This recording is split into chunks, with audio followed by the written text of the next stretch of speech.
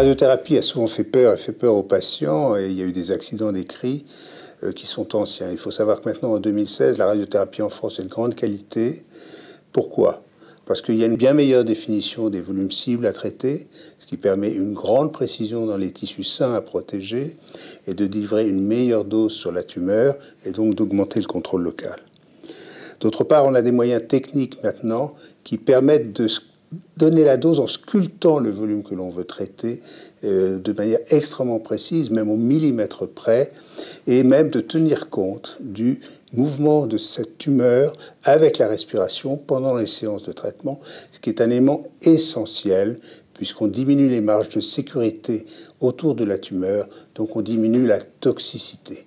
Grands progrès qui maintenant sont diffusés dans 80% des centres en France. Alors, quelles sont les évolutions qu'on voit aujourd'hui? Quelles sont les évolutions entre 2016 et 2020 qui vont apparaître?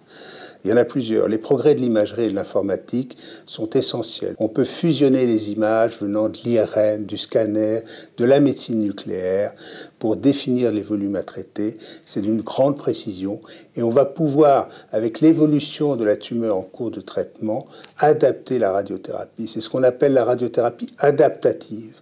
En cours de traitement, la tumeur diminue ou ne répond pas. On a toutes les possibilités.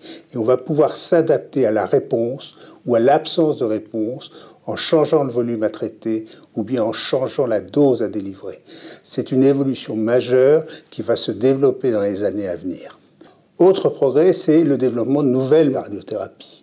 Actuellement, on parle beaucoup de stéréoradiothérapie. C'est quoi? C'est l'utilisation de 4 à plusieurs centaines de faisceaux d'irradiation qui vont converger sur la tumeur avec une précision inframillimétrique. C'est une évolution essentielle. Elle ouvre un nouveau champ d'indication là où il n'y avait pas d'alternative thérapeutique.